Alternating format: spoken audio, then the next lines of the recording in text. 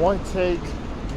This is NBA One Take. Featuring yours truly, Big Boy Lakers. NBA One Take for your head. NBA One Take for your brain. Coming to you live from Red Hook, New York. This is NBA One Take. It's May 30th, 2023. Game 7.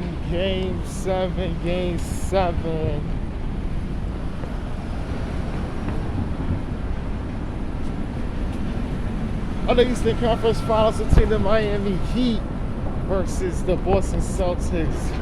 The Boston Celtics has made a comeback for the ages. They made a comeback for the ages. Coming down 3-1, 3-2, 3-0.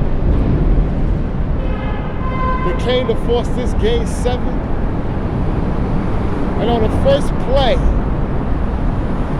Jason Tatum hurt his ankle.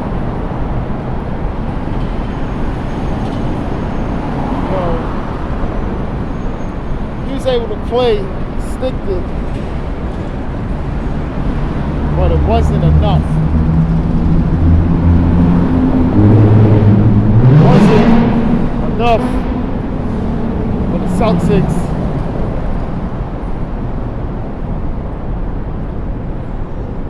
to get in this game. Miami Heat was smashing them. Anytime they made a surge, seeing play after play, play after play, play after play, the Miami Heat was able to hold off the Celtics' miraculous comeback to win. Before then, you already heard they booked their flight to Denver. They wasn't coming home. They prepared to go to Denver. You know what time it is?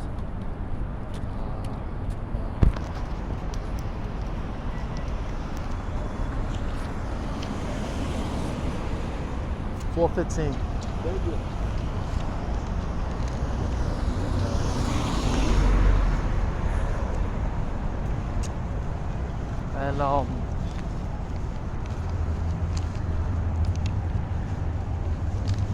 And they smashed them.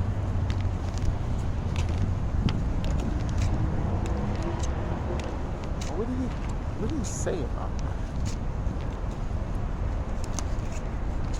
Huh?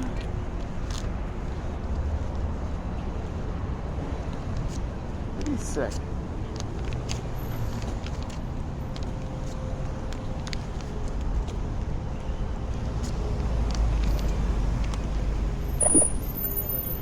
It was heartbroken. It was heartbroken. But my man Jimmy Butler, he had 28. Caleb Martin 26 and 10, who was just always doing something. Bam Adebayo, not a great offensive night, but he finished with 12 points and 10 rebounds. Everybody was stepping up. Duncan Robinson, Kyle Lowry, these guys was really stepping up. And just had a lot of questions. You know, Jimmy Butler wins the Larry Bird Eastern Conference Finals MVP. I know. Jokic won for Magic, and now he's winning for the Larry Bird Award. It was funny too. Caleb Martin was actually in the running by one vote. Caleb Martin could have been the Larry Bird Finals MVP, because he was really sensational. Really shout out to Caleb Martin. He was really the most consistent person in this series. but I think the driving force had to be Jimmy Butler. And what he did, just not even scoring, and just leadership-wise. You can't gotta quit. So, you know, but for the Celtics, and Jason Tatum, 14 points, 11. He was just not moving. At one point, we saw him; he's injured, but we like, why is Eric Spoelstra not attacking him? I don't know, but I think Caleb Martin and Jimmy Butler towards the end, when they switched on him, was attacking Jason Tatum because he couldn't move, and that also helped propel them for victory. Jaylen Brown finished with 19 and 8. Not a good night for him. Very, very heavy skepticism from a lot of critics about Jaylen Brown. And Derek White finished with 18, and he had some good bright spots, but it was just not enough. That he knew they just did not want to, even though they're AC, they couldn't let this happen. So Miami Heat is going to go to Denver for the NBA Finals. Go up against the Joker. Going against Jokic. This ain't going to be easy. It's going to be a little something in there. Well, what this says next for the Boston Celtics. The Boston Celtics have a lot to answer in the offseason.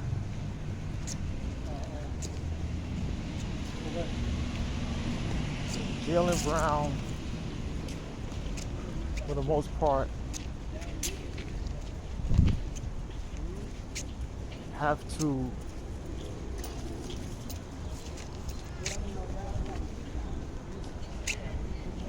that's the answer.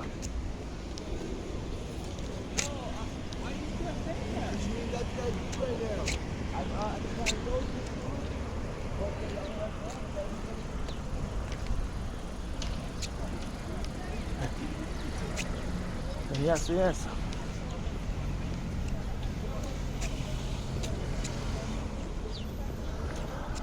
And answering his answer, is he going to stay or is he going to go? And why I'm asking that, whatever the Celtics offer him, which they will come with an offer, they're going to deem that what they feel is he's worth to them. Now, we all know what his max value is going to be, but that's mainly up to Jaylen Brown. You heard reports about how he felt about some things, some of the fans in Boston and things like that. We all know that. But when he came out with that, there was some backlash. So now, I'm asking, does he want to be there? Did he want to win this championship so badly it gave him an out to go somewhere else, to be on his own, to go to another team, another franchise? What? And that's up to Jaylen Brown.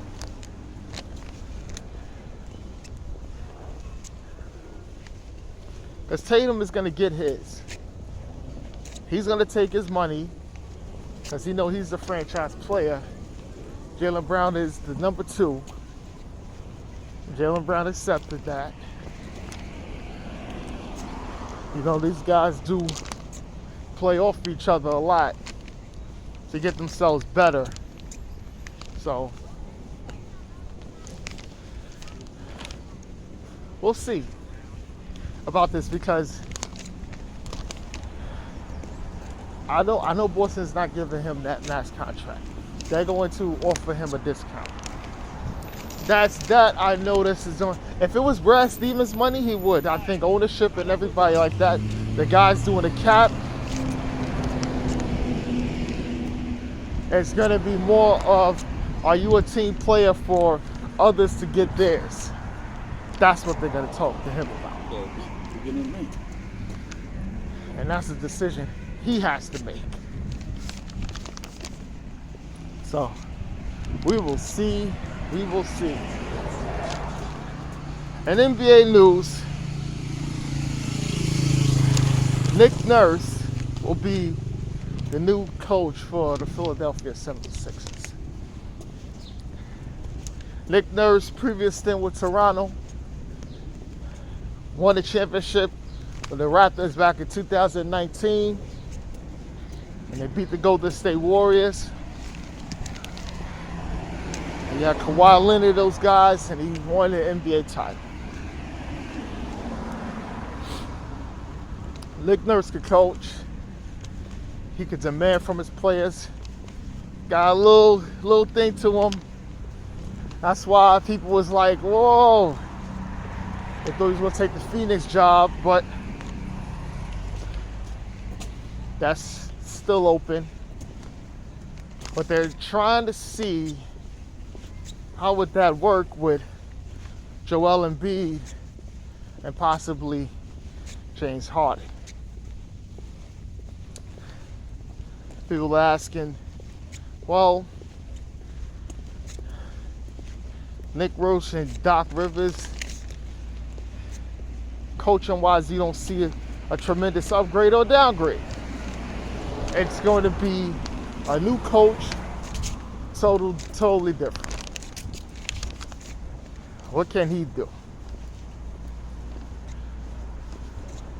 Can they get to the finals? That's the big question.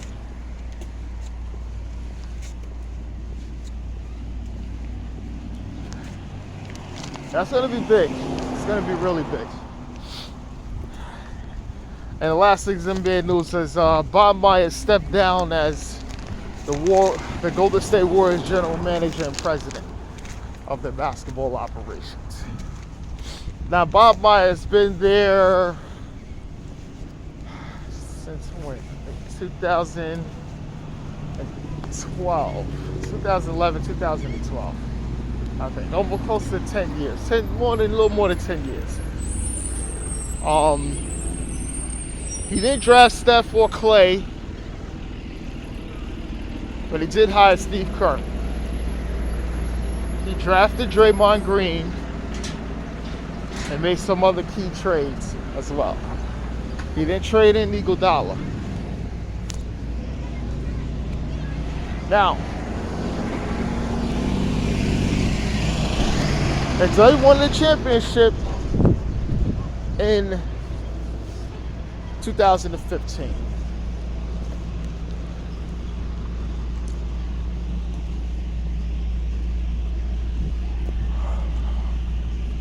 But get Kevin Durant, free agency. Get DeMarcus Cousins. Other linear trades. Get it Jordan Poole, Wiseman. There was always something. You know, he was always doing something, keeping at it. Make sure you continue to build characters and grow. Now they say there's something with the contract and everything like that. Some people speculate he don't want to be the guy to break up this team. He'd rather just leave and possibly wait for another big time job to be open. For the most part, I think it's the Los Angeles Lakers. Which on his podcast he did talk about the Lakers a few times on his podcast of something that he's emulating. Meaning emulating what Jerry Buss did, how they won, the culture and the way they won, always in the mix, one of the top storylines in the game. And you could say for the most part, the Golden State Warriors have been a top storyline, one of the top storylines in the NBA since they won their first championship. And with the storylines and everything else, that's marketing, that's big time dollars. And he's been there for that. So, for him going to the Lakers and being there, even, you know, if LeBron's not there and other players, and something happens and I think he wants to take it and build in, install more showtime, more headline grabbing things. That's what I see with Bob Myers. But he'll land on his feet. He may still probably do a little podcasting, take some time off. But we'll see. But this is NBA One Takes Pretty Boy Laker, and I'm out.